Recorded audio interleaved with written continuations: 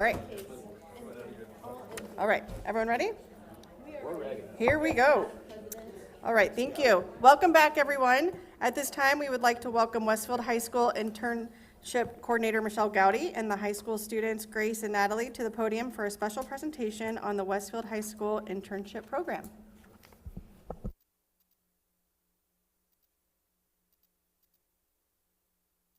I could use my classroom voice. I'm Michelle Gowdy. I'm the internship coordinator, and I just wanted to come and showcase what we are doing at the high school, and then also let these two ladies present some of their experience that they had with the internship program. So these are the placements that we have teamed up with this year. The one that I would like to highlight, and one of our latest and greatest, is Heartland Ambulance Service. You'll start seeing more things in our social media on that. So if the student has completed the EMT classes or the EMS classes, and they have passed their board certification, then they are eligible for this internship. And we will be piloting our first internship through Heartland. This trimester, we have a student that will be actually doing ambulance ride-alongs, and she will complete 65 hours in an ambulance. Pretty amazing. But the goal of our internship is to pair students with meaningful experiences that will take what they learned in their classroom beyond. So one of the first things I do is I sit down with them, talk about their career interests, what classes they have taken, what skill sets they're bringing to us, and then I try to find that perfect match for them. I'm kind of like the dating services of the internship world, trying to find those connections. But students, they complete 65 unpaid internship hours. They do work on their soft skills through some Canvas assignments, and then they do a reflection piece at the very end, and they're required to write a thank you note to their mentor. And they also have evaluations that the mentor completes along, and then the students, they bring them into me, and that way I can kind of keep in touch with them, see what is going on, make sure everything is going okay. So you've probably seen these. This is part of trying to get the word out that we provide these internship experiences, and these are just a few of our social media highlights that we had that they ran on our school website. I'm very proud of all of these students. They are doing amazing things. There's Grace. Okay. Part of my job is to increase awareness of what can happen.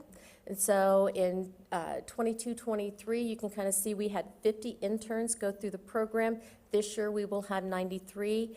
And I just touched base with our counseling department, and in trimester 1 alone, we will have 64 interns.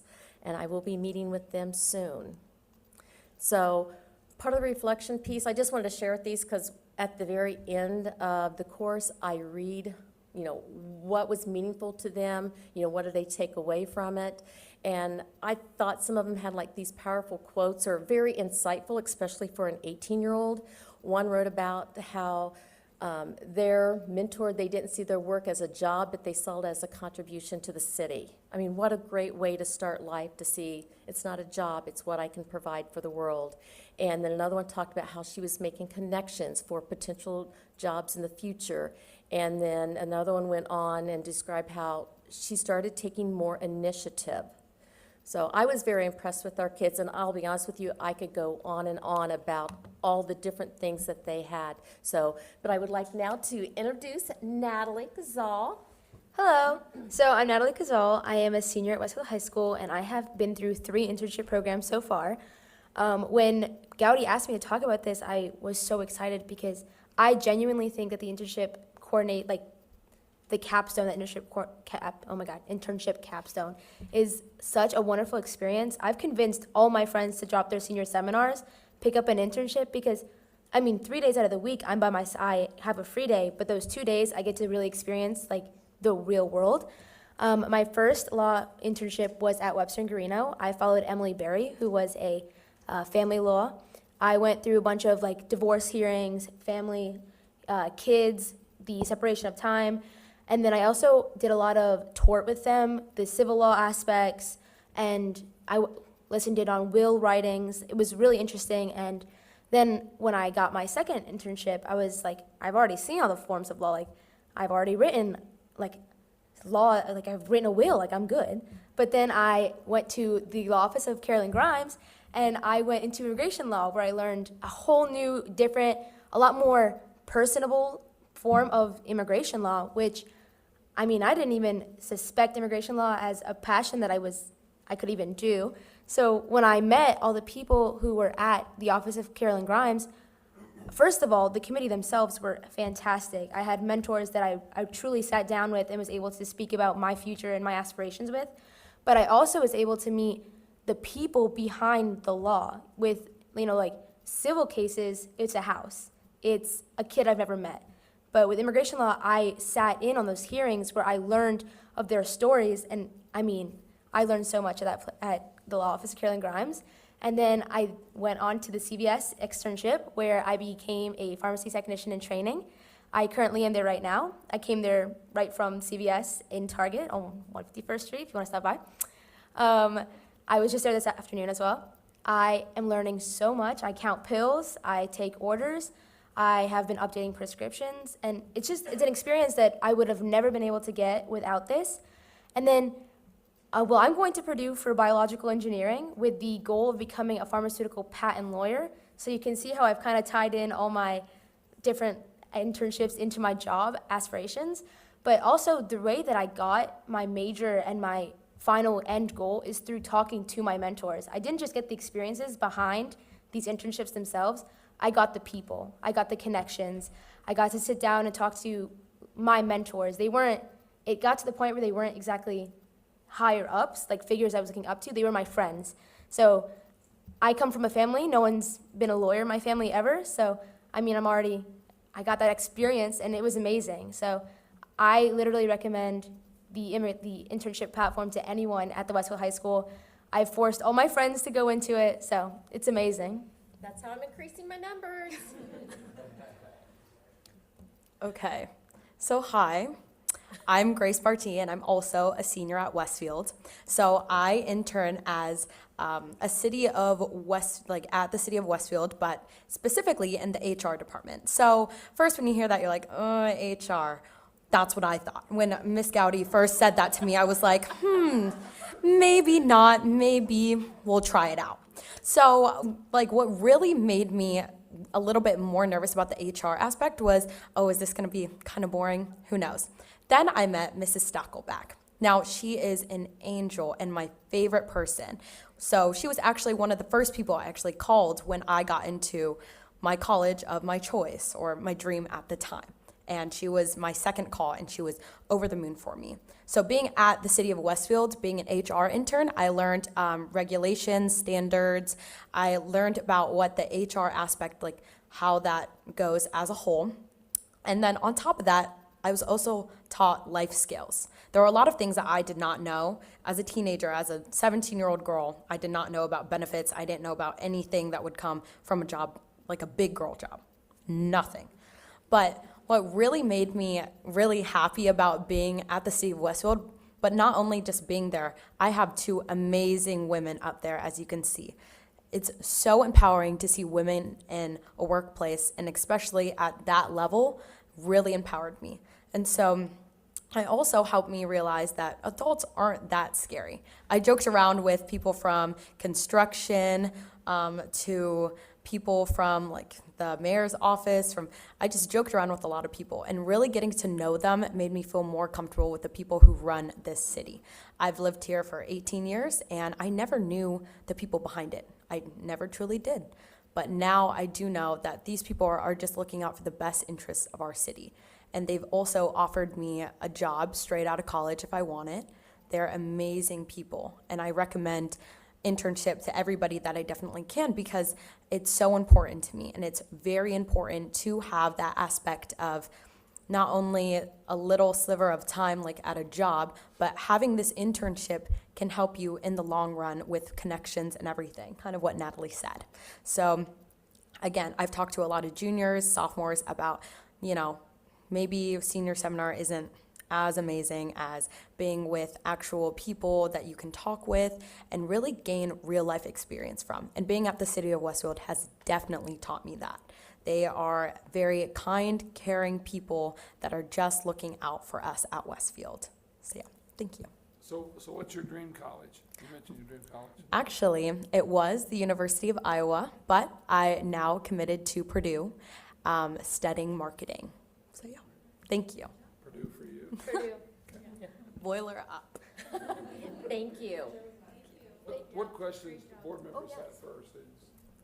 Questions or comments? What can we do to help you promote this? I would love to have more connections in our community. I'm always looking for meaningful experiences for our kids. Medical and computer software are probably my most difficult to find. And I think I'm going to have more and more interest in those areas. Yeah. So how does it work? Do you go during the school day, or how do you, when do you go do these things? Okay, you can talk first. So I actually came from CVS today. I don't have a fifth period, so that's where that break comes in. And on Monday, Tuesday, Thursday, Friday, I get to my internship around 2:30. No, it's pharmacy now, 2:30, and I stay there until about 5:30 p.m. Sometimes 6 if I want to close. But then we like log those hours in like it's called Pathways, and that's how you gain your 65 hours. But it's really not that deep. Like it's not such a time constraint that I feel like I have to be there every day. I've managed on 2 days a week. I prefer 3 days. That's where I go now for CVS. But it really is, it's gotten to the point where I don't have enough work to do, because when I go to my law internship, for example, when I was at Carolyn Grimes, I would have so much time to sit and file paperwork or write U visas. So it wasn't too much of time restraint, not like a job almost, but it was fun the whole time. So with mine, I actually go Mondays, Tuesdays, and Fridays. And so my people, well, Miss Knackleback, she has allowed me to work from home if I'd like, just writing up papers for her. But on top of that, they like to leave at 5, as regular people do. So I get there, I don't have a fourth, because I have co-op and I also have this. So sometimes I go in early around 2, and then I just stay there until 5. But yeah. I would like to share that some of our students, even though 65 is what is required, some of them have logged as large as 80, 85 hours. It's like, you're done, and they're like, no, I'm going to keep going. So. That's awesome. Thank you. Thank you so much, girls. Thank you. Thank you for meeting with us today. Yeah, of course.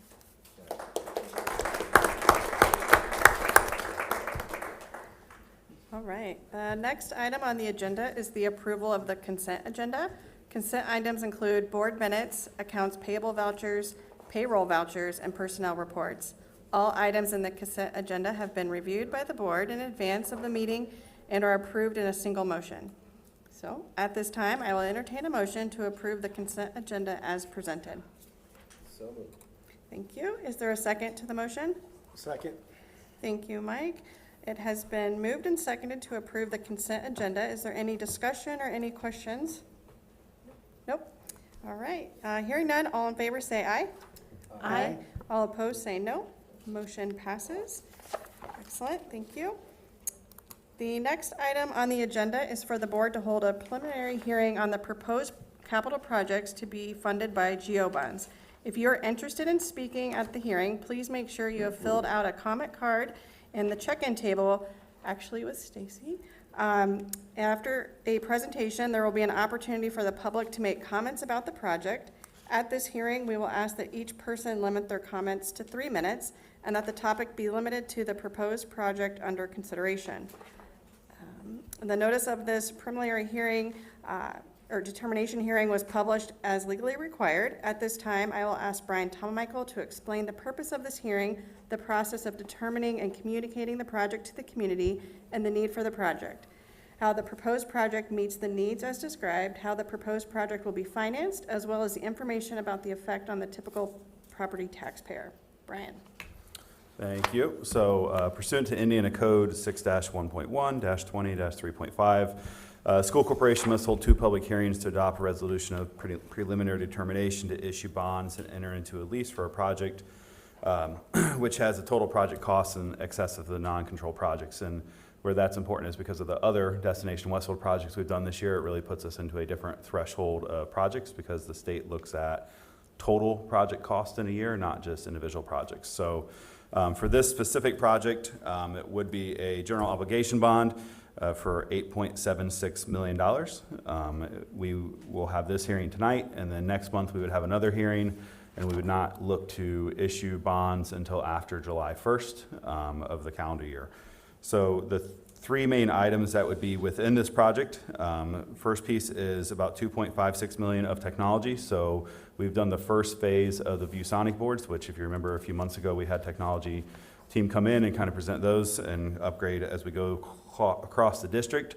So we've done majority of the high school and middle school. This is really all of our elementary schools as we move forward.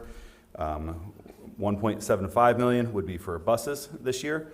And the big piece on the technology in the buses, we've had some communications around legislation this past year. So as we look at House Bill 1499 from 2023, that restricted our operations growth from 8% to 4% and our referendum growth from 14% to 3% and cost us about $1.9 million in our budget. As we look at 2024, in House Bill 1120, which was just passed last week, it again, for next budget year, restricts our operations growth from what would have been 8% to 4%, and it also restricts our operating referendum growth from typical 10+ percentage points as we grow as a city and a district to what will be roughly about 6.8% based on our student enrollment growth. So as we look at those 2 years combined, it's about a $5 million loss to our budget. So this GO this year, and then I will be honest, probably a GO next year, kind of will help fill those gaps until we realize the state can figure out how they want to address the fastest growing school district in the state. So those are 2 of the big pieces, and then the third and final piece is the construction in the University Center of Hamilton County, which is the partnership of the addition at the YMCA area as well, and where an auditorium currently sits, and that construction cost and engineering fees and everything come to $4.23 million. So those 3 items make up the $8.76 million. Happy to answer any questions on those specific pieces. Also, as we look at our tax rate moving forward, we do not expect our tax rate to increase. We do have other debt falling off. So as we've done with many of these other debts in the past, they're replacing debts that fall off. So our total tax rate will not increase during this process. So happy to answer any other questions. Next month when we come back, we will probably have Matt Shoemaker with Stiefel with us as well to do his quick presentation as we go through it as well. But yeah, happy to answer anything. All right, thank you. Any cards? Cece?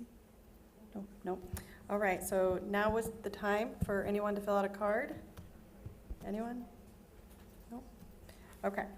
So, thank you for all who participated in the hearing. We appreciate your time and interest in the project and the future of our community. Please note that this is just the first step in the legal process. Again, no board action is legally required at this hearing. Rather, the hearing is solely to hear public comment. The board will continue to work with the administration and its professionals to look for efficiencies to conserve tax dollars by meeting our educational needs. The board will hold a second public hearing in this boardroom on April 16th, 2024 at 6:30 p.m. All right. Next, we will invite Victor Landfair from Skillman Corporation to provide an update on Cary Ridge project.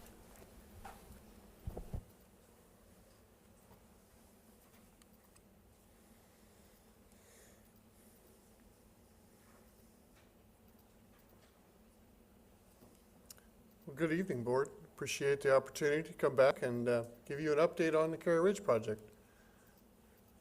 We're very pleased to make a nice report here. It's been 60 days since I was here in January, and we've made some nice progress. We've been continuing to work when we could on the exterior of the facility, working on sidewalks and getting ready for the extension of the bus loop. You'll see in the photographs here. We've also been very busy in the building. We've finished our interior lighting, carpet, casework, millwork, ceiling tile, interior paint is complete. We've finished, you'll see a picture of the isolation rooms. the interior doors and hardware. We've had an inspection, so we're working on punch list items.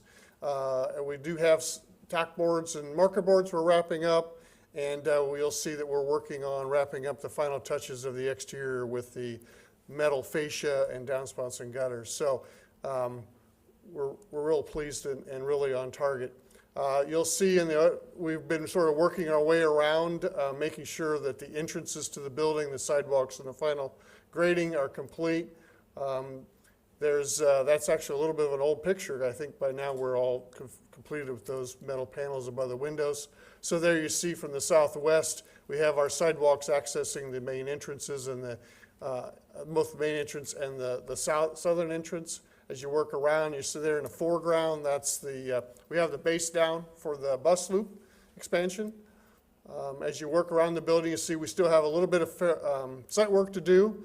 We do have the pad ready for the playgrounds, as you see there in the center of the screen here. And we've gotten some of our final grading done, and some of the drainage to collect the downspouts have been completed here in the last few weeks. On the interior of the building, you see we're essentially got all of our finishes complete, really coming together. And like I said, doing those final inspections so that we can start to doing our final cleaning. Those are isolations, doors, windows, tack boards. So next 30 days, we want to wrap up our sidewalks, finish up that site grading, get the site grading looking much better, and start the playground. So we were in fact building a new playground for the facility as well as replacing the elementary school playground. So there'll be some major playground work going on the next couple of months. I think it probably will bleed into early summer before we're all wrapped up with that. We have to make sure the weather's right for that poured in place surfaces, which will probably be one of the last things to go in. Will also be, I didn't mention here, I hope that we're doing some paving. We do have to do, as I mentioned, the extension of the bus loop, and we also will be top coating the entire bus lot because we finished it last fall and we wanted to wait till this spring to finish that. We'll also wrap up our exterior building fascia downspouts. We've got our HVAC up and running. We'll do what's called test and balance to make sure it's fine-tuned and commissioned for operation. And we're going to finish up that interior punch list, and our hope is to bring in the town, do their final inspections, get substantial completion so you can have access to start moving into the building as we're wrapping up the exterior of the building. That's our goal. We still have a healthy balance in the contingency. We have a couple things in the queue that will start to utilize that contingency, but have no concerns about finishing the project with the contingency as it sits right now. That's my report. I'm happy to answer any questions.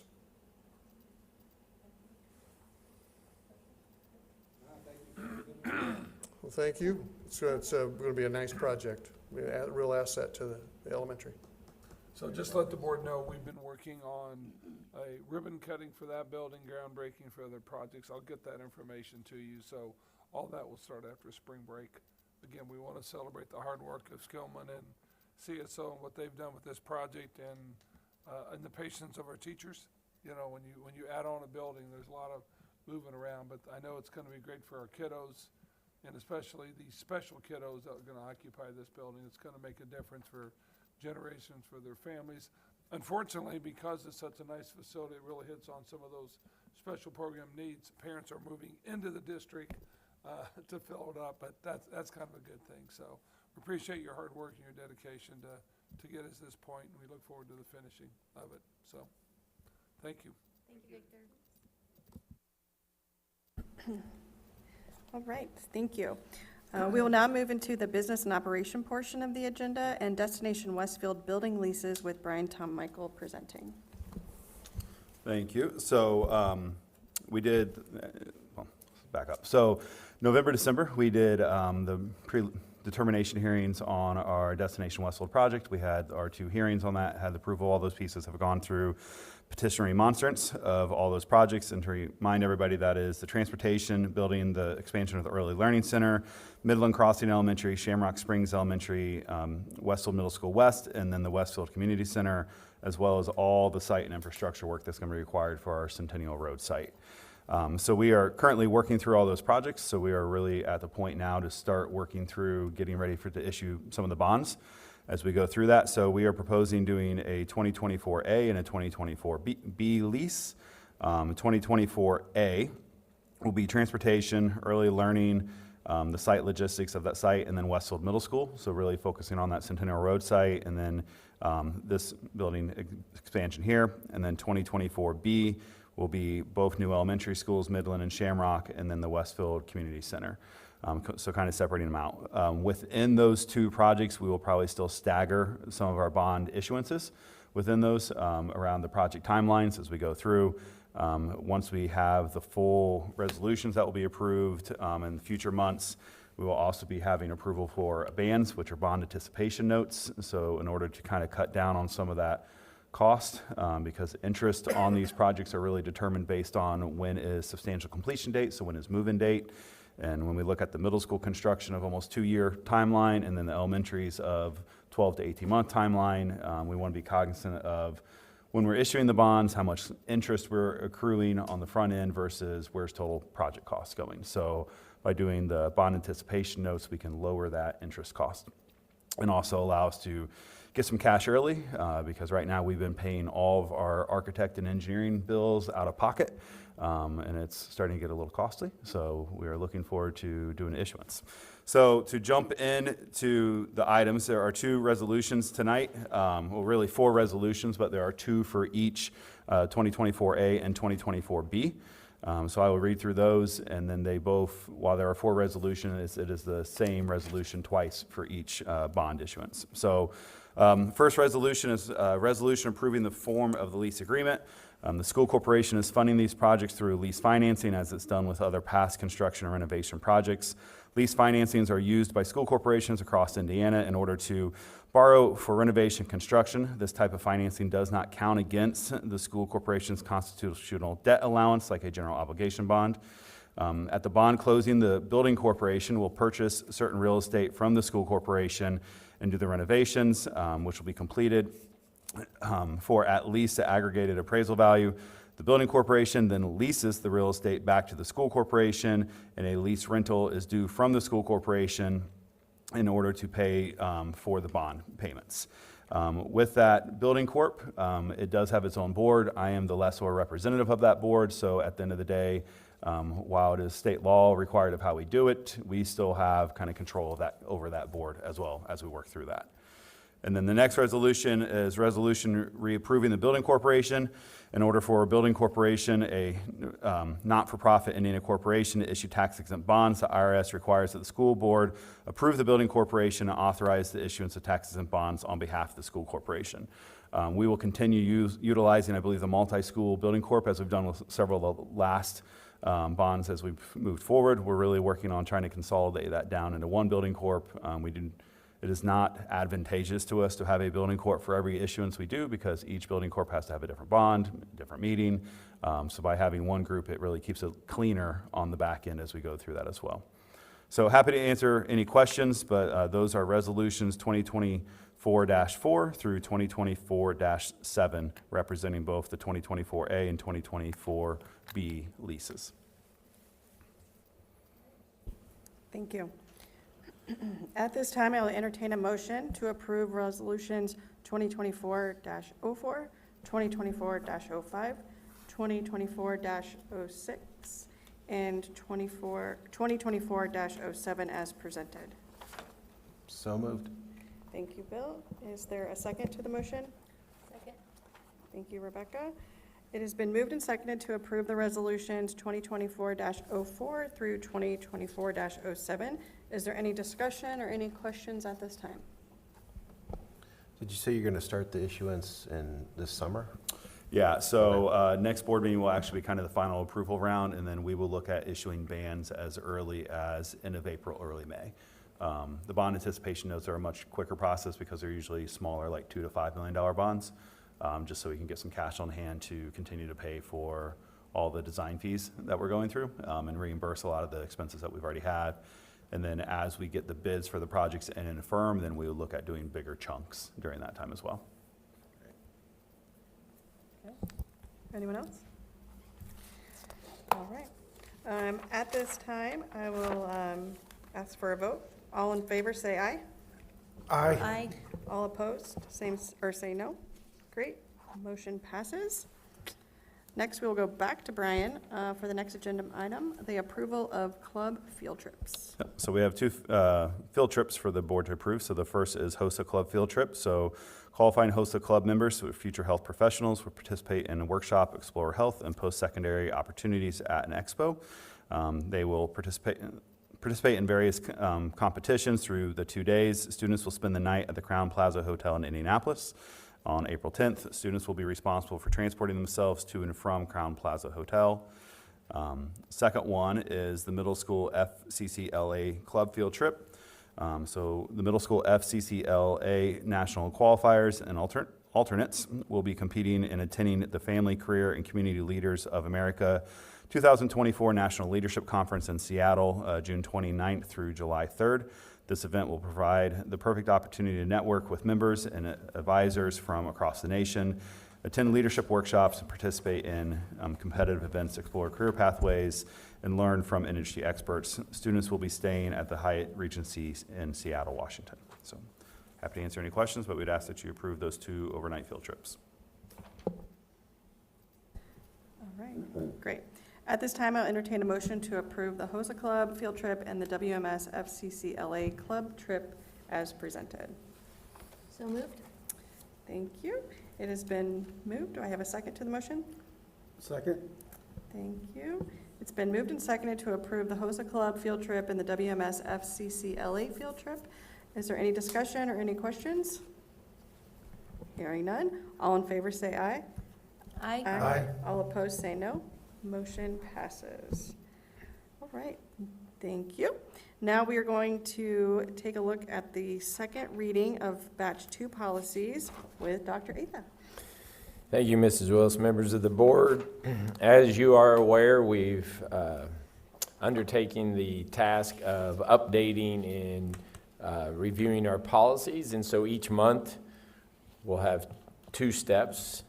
We'll have a batch of policies that are introduced, and then the following month we will for a first reading, and then the following month a second reading. So the policies we have this month for a second reading and consideration of approval are A250, no tobacco, C175, student attendance and academic engagement, C200, anti-bullying, C275, test security provisions for our statewide assessment, C300, programs for students with disabilities in least restrictive environment, C450 is drug prevention and drug testing, D225, employee ethics, E175, student records, and H150, public records. Draft copies of these policies were first posted on our website under the board docs on February 13th, and these have been reviewed by our district administration and those that apply to our Teachers Association, as well as we're going through this process with our attorneys Churchill and Antrim, so that we meet all those legal requirements of the policies. So the administration recommends the Board of School Trustees approve the adoption of the second batch of the policies presented. And we're happy to answer any questions you may have on this batch of policies. Okay, thank you. At this time, I will entertain a motion to approve the adoption of the second batch of policies as presented. So moved. Thank you. Is there a second to the motion? Second? Thank you. It has been moved and seconded to approve the adoption of the second batch of policies. Is there any discussion or any questions? Hearing none, all in favor say aye. Aye. All opposed say no. Motion passes. Thank you. So let's move on to batch 3. So we are introducing the following policies for first read then this evening. A200, firearms, weapons, and destructive devices. A225, reporting of suspected child abuse or neglect. A300, responsible use of technology and internet use. A325, communicable diseases. A350, civility and decorum. B100, board authority and philosophy. C100, entrance and age requirements.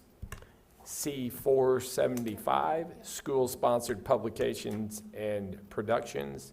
And C575, student homework. So we have posted these policies publicly as of today, and we're presenting those to the board for first read and review. No action needs to be taken this evening, but if there are any questions on any policies that have been reviewed, also we're going through a process again with our administrators, with dispatch, and with our Teachers Association. So if questions come up before our next regularly scheduled board meeting, we can address those, update, or amend any of these policies. Thank you. You're welcome. All right. If the board has any questions, feel free to reach out to Dr. Atha and Mike Hall. Next on the agenda is the Early Literacy Achievement Grant Resolution. And again, Dr. Atha. Thank you. We were, I think, made aware of in the 2023 legislative session that there was a portion of a law that allowed or set aside dollars for what was called the IDOE's Early Literacy Achievement Grant. And this grant was established to reward schools and teachers for improving students' foundational reading skills. As a district, we received a little over $43,000, $43,143.76 from the Department of Education. And so the guidelines were to share, to pay cash stipends actually to teachers and school staff who helped students gain those foundational reading skills. And so in meeting with our K-4 elementary principals, we decided that not only should we include our K-3 teachers, but our literacy teachers, our instructional coaches, our librarians, but also our staff that are not certified teachers but play an important role in that. So our instructional assistants, we've had the last couple of years some Wilson IAs that Wilson is a process of working individually with students that have struggled with foundational reading skills. And so the principals really thought that we should try to reward all those, or as many as we could, with this money. So tonight I present to you a resolution that was written again by our attorney, Churchill Chittenden Antrim, because one of the requirements is that we have board approval that allows us to pay these folks, and so that's what the resolution is. And I'm sorry I don't have the number right in front of me.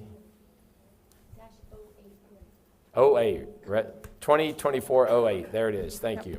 It's there. And so, so we present this resolution to the board and we recommend adoption. And then this would allow us to pay those teachers who qualify.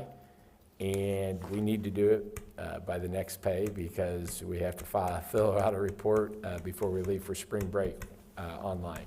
Okay. And so, so that's what we're asking tonight is approval of this resolution. Excellent. Thank you. At this time, I'll entertain a motion to adopt Resolution 2024-08, the Early Literacy Achievement Grant as presented. So moved. Is there a second? Second. Thank you. It's been moved and seconded to approve Resolution 2024-08, the Early Literacy Achievement Grant. Is there any discussion or any questions? Hearing none, all in favor say aye. Aye. All opposed say no. Motion passes. Thank you. And then finally, we have a curriculum update, and I am going to ask Dr. Hoover to step up to the podium quickly and give an update. And the reason for that is we are getting into the thick of things and wrapping up the school year, but we for the first time, dug into the state-approved science of reading materials today. We got them out last week or a couple weeks ago, but I just want him to give us a quick update. So, Dr. Hoover? Good evening, members of the board. Thank you, Dr. Atha. Just a quick update. We have been going through our language arts and math adoption. As you know, just a quick reminder, this year we are doing language arts K through 6, and then we're doing CTE, world languages, and related arts K through 12. So that's a very big, a large group and a diverse group, because there's K through 12 and just so many different classes that fall under CTE and so forth. So we've been working through and meeting with those groups once per month, and then our K through 6 once per month. In addition to that, just for future, we are starting our 7 through 12 adoption for language arts. We started that on March 1st, and that'll continue this year and all through next year. And then in addition to that, if you remember last year, we went through a K through 8 math, a K through 7 science, and a K through 7 social studies. So we are in year 2 of those implementation for those. So we've been meeting with those groups, not as frequently, but once or twice a year, to essentially go through and review the materials that we adopted and then implement those and do professional development. But however, to Dr. Atha's point, we are really kind of moving into that adoption phase of the language arts K through 6. We've spent the first 6 to 8 meetings working with a committee of about 80 educators from K through 6, including all of our instructional coaches, some of our administrators, and our literacy coaches, and then a representative from every grade level from every school at the elementary and intermediate.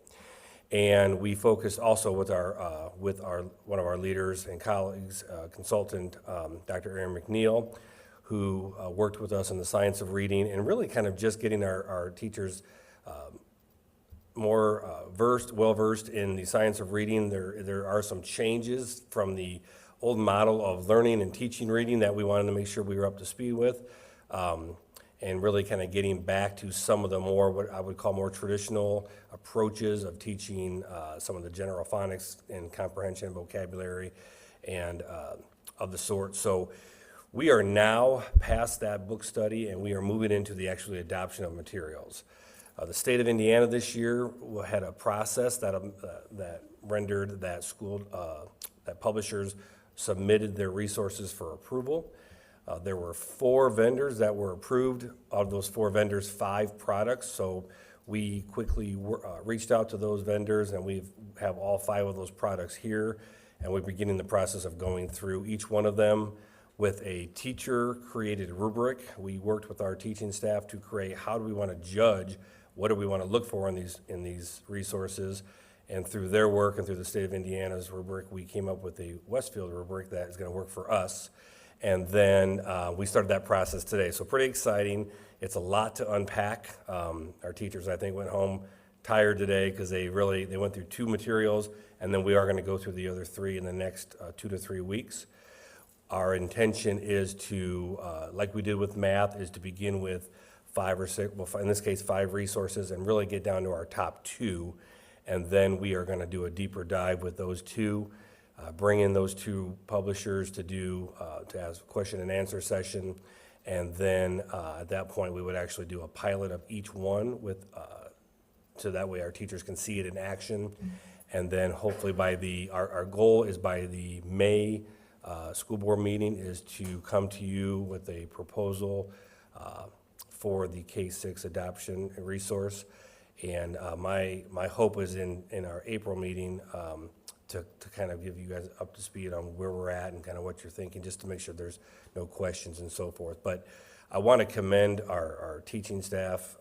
It's a lot of work. They miss a half a day every time they come here, which means a full day of lesson plans, and they don't complain. They are taking this very seriously.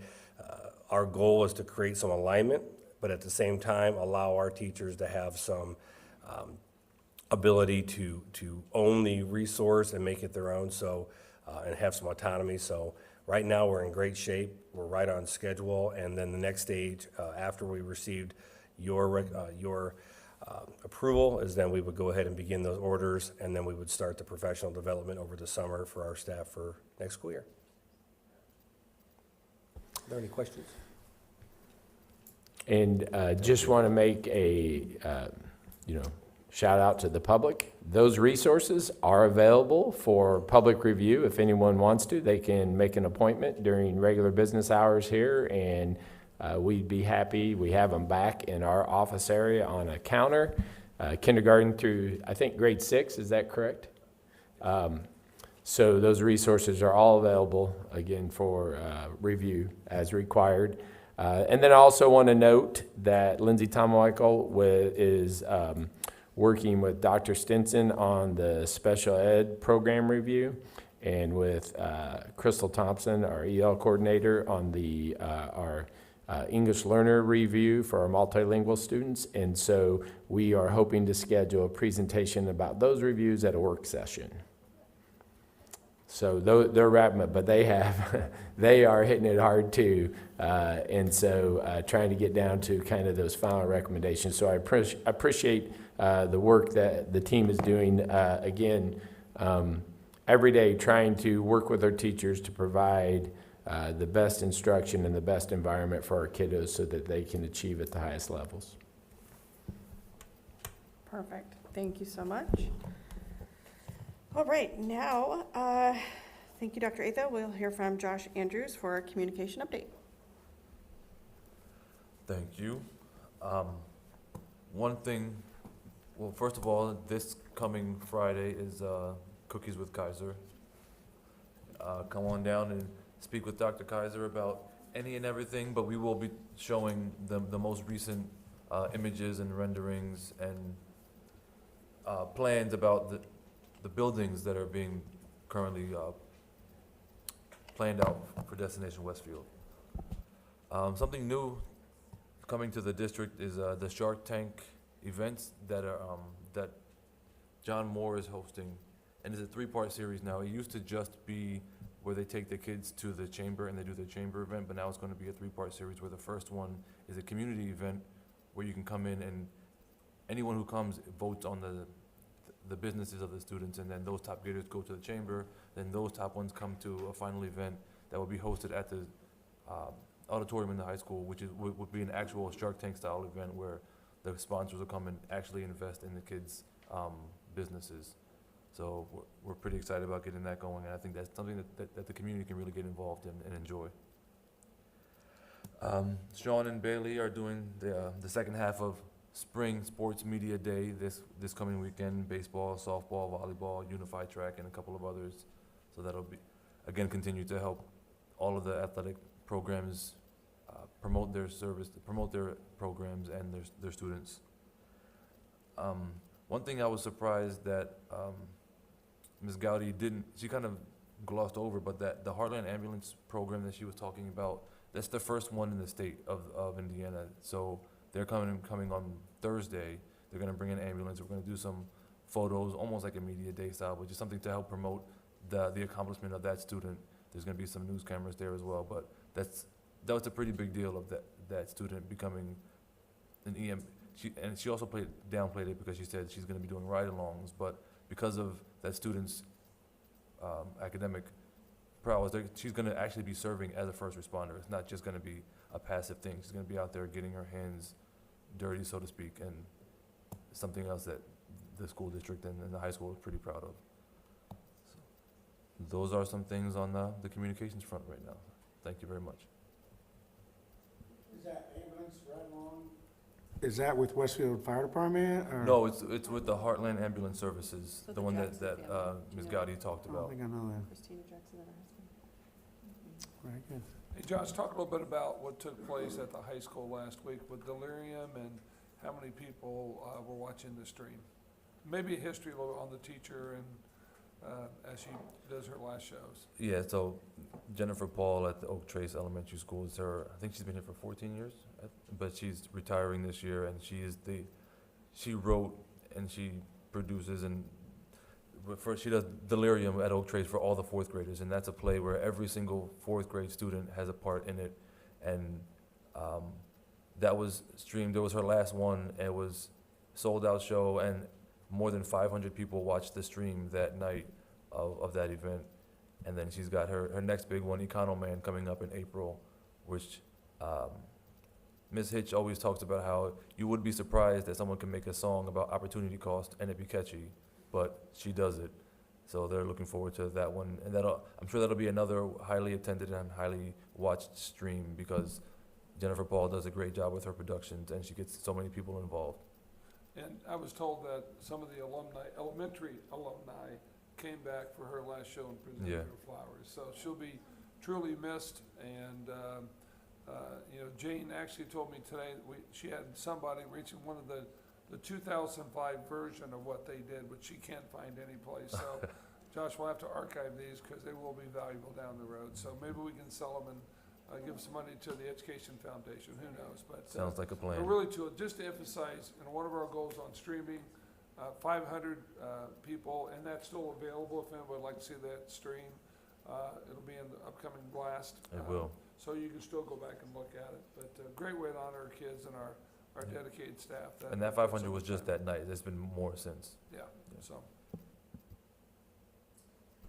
Thank you. All right, at this time, does anyone have any success stories up here that they would like to share? Give a shout out to the Westfield Middle School wrestling team. They got second in the county. 11 middle schools in the county that compete there and everything else. John and his team and the coaches did a great job and was very competitive. There's a lot going on. I want to mention Nikki Heflin and her foodie crew, and they did a great job. They won some awards. Also, I got a chance to go watch the sectional basketball game, and they fought hard, did well. Got beat by a very, very good Noblesville team, but it was a great game. But I also want to mention the student announcers that do those games is almost the best part of getting to watch it online and the great job they're doing. It cracks me up in the fourth quarter. They'll say, well, if anybody's listening, that was a fantastic play, that sort of thing. I think, well, I'm listening. It's pretty cool. So it's a lot of fun, and they're doing a great job. And also the band and guard has had a tremendous amount of experience or success recently with a lot of wins with their competitions, and they're all over the place with, I see announcements of their success. So that's it. Those streams that for the Noblesville game, we got more than 2,000 streams, and then they even broadcast the final game, even though we weren't in it, and that got even more streams. So people are listening in the fourth quarter. Yeah, I watch them, for sure. That's great. I just wanted to give a heartfelt thank you for years of service to Coach Gilbert, and congratulations to him and his family as he starts a new journey. And we're looking forward to, and I'm sure the players are, that Coach Miracle, who's been around for a very long time and done a great job, will continue the legacy he built. So, Yes, I agree. Was it last weekend? The foundation hosted the Topgolf, and it was a sold-out event, and they raised over $100,000. So it was very exciting. And to follow up with that, right now, seniors can apply for scholarships, and you have to hurry and do it before time runs out. And then staff, if you're listening, because it's the fourth quarter, you need to sign up for Laugh It Off. So a fun night at the Palladium. So get tickets while there's some available. Ashley said they're going fast. I also want to shout out, our 7th grade girls basketball team are county champions this past weekend. Yep, it was awesome. So Ms. Swan told us, and I do just alumni. we don't always, but Braden Smith made first team All Big Ten today, or was announced he's first team All Big Ten, which again he's had a great year and got to keep it going. But just a shout out to the Purdue Rock there that has had a good year. I'll just mention a couple things. We have a lot of activities starting. Softball starts next week. The play, Clue, will be the week before we take off for spring break. And again, Josh and his team did a great promo on that. We just have a lot of activities going on, taking place. At the end of the year, we'll also have a retirement dinner that Chris and his team is planning for those dedicated staff members. But really encourage you to get out and support our kids and our staff and all the hard work. And the upcoming winter Flag Corps celebration is also that last week before spring break. So just, everybody look at the blast and those things will be in there. I went to that last year and I was just amazed at our high school and middle school kids and what they do from a music and talent standpoint. I was in awe. And I was sitting with a grandmother and a grandpa, one of the proud participants, but I just really encourage you to get out and see our kids here as we kind of finalize this part of the competitive season, our performing arts and what they do. And then we're starting a lot of our spring activities. So home softball game is Monday. So, and hopefully they'll continue their success from last year. Yes. One, Thank you. one more thing, though. Yes, Our own Dr. Kaiser participated in the, was it the polar? Oh, polar plunge. Plunge. Was it water cold? The water was cold. I think that's my 5th or 6th year for doing it. It's for Special Olympics. I think we raised between $5,000 and $6,000. I had a small group of about 20 kids, and just a neat experience about giving back and celebrating that. And one of our special kiddos led us into the Eagle Creek with his life jacket. I'm a pretty big guy, but if it wasn't so cold, I would have been in tears. But it's just a neat experience, and we'll continue to increase those numbers from that standpoint. What a great way to give back. And we had 25 kids, and we weren't even in school on Friday. So it's just a lot of fun. Plus, if you decide to do it, you get a T-shirt, Worth it for the t-shirt? Yes. All right, great. Our next regular board meeting will be held April 16th at 6:30 here in this room. So please note, it is April 16th because it's a week later due to spring break. And so at this time, can I have a motion to adjourn the meeting? So moved. Is there a second? Second. Thank you. All in favor, say aye. Aye. Thank you. Meeting adjourned.